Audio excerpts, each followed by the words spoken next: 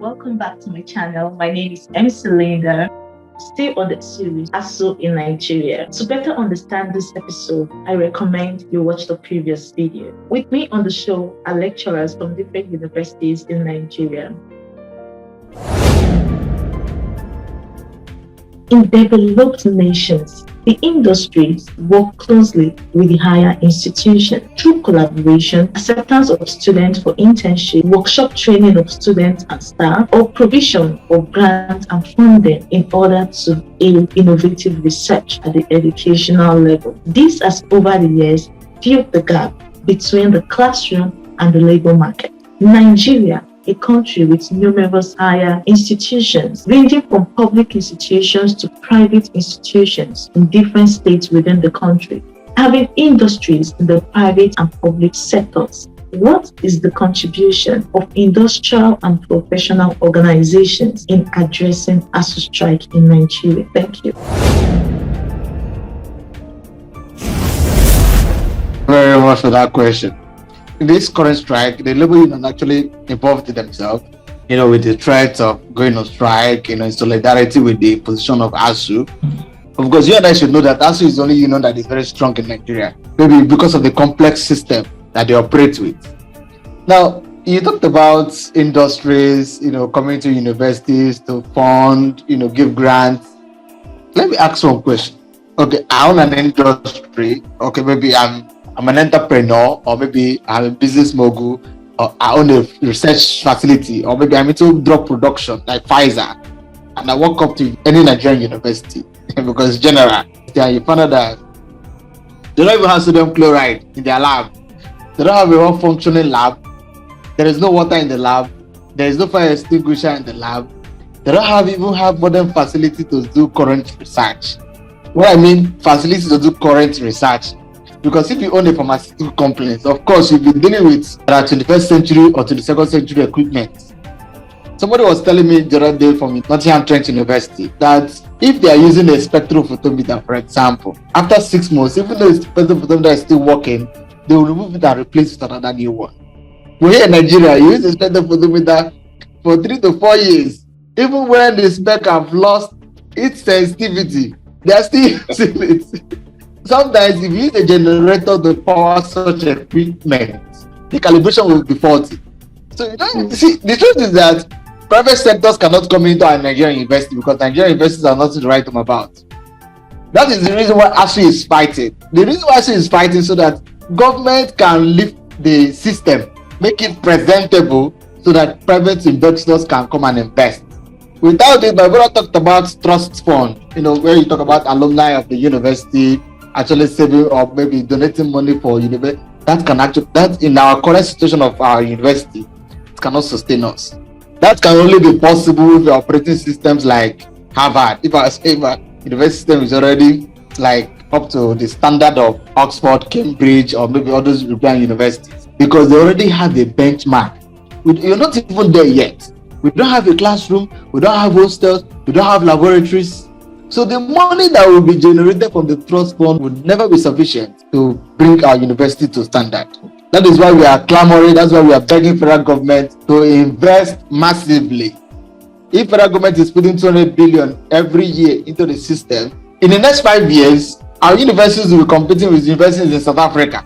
Yes. But you agree with me that there is no amount of donation that will make a university like maybe, for example, to half of the 1 billion in their account. What is the alumni strength? Where are they even working? Is it the same country that we don't have jobs? So somebody must be like, for example, a Harvard graduate would definitely have a job. But our graduates here, we don't even have a job. We don't even have the job employment in Nigeria. So how do you expect someone that doesn't have a job to contribute into the welfare of somebody that is schooling? It's not obtainable.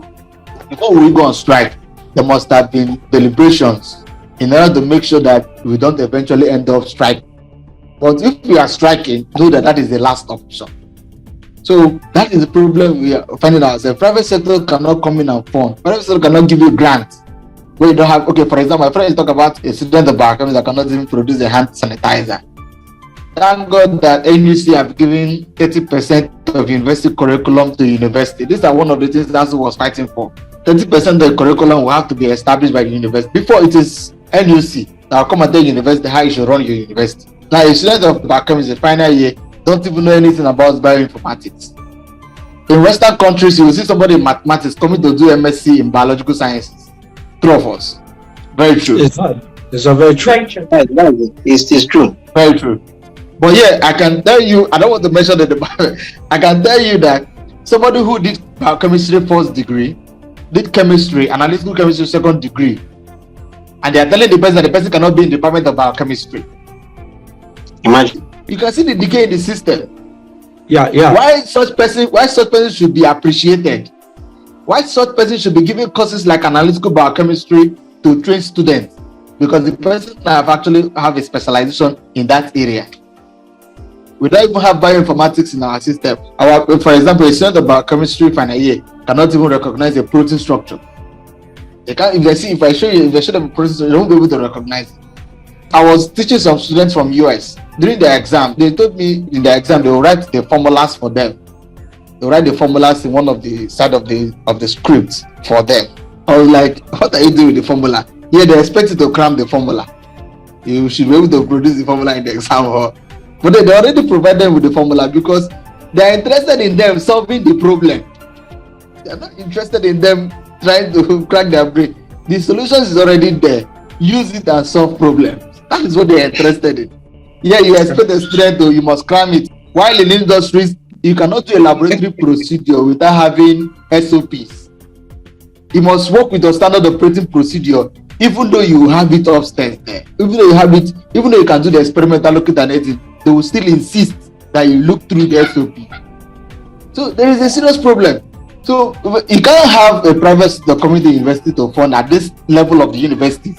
It's not possible. We must take it further before private sectors can come in. If you're coming, for example, you want to come and invest 1 billion in a chemistry research, and you're actually walking to the department, you find that the HOD doesn't even have an office. They don't even have a lab. That means they will spend the entire money buying laboratory equipment instead of buying reagents.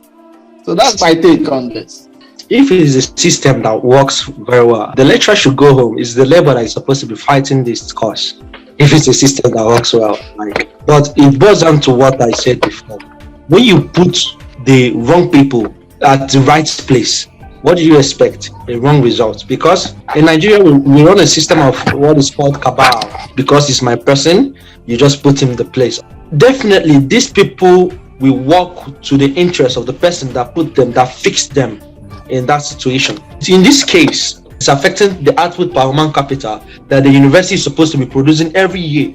For example, Europe, you will go to a department, the director of a department, they will say, so students graduate so year. So the students are working in so place. This is the percentage of employment. This is the percentage of unemployed. This is the percentage of people doing independent. They have a kind of statistics, but it's not here.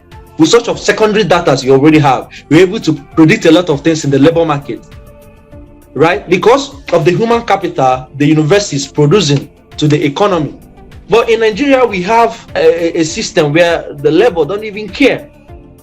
So ASUU is like they are doing the job function of the labor, they are doing the function of the university, they are fighting for everything, and it's not supposed to be so. Okay, take for example, in the past, like my father and my uncle told me, they say once you are finishing on the convocation day, there are already a lot of companies waiting to employ you. But now the reverse is not the same. It's no longer the same. So I believe that they are the ones that are supposed to push the presidents, like reopen schools, settle the differences between you and ASUU and all that. So this is my own take on this. Thank you so much. Not to miss out on subsequent videos, please like, share and subscribe. Also, click on the notification bell so you get notified once a new video is published on MC Linda's channel.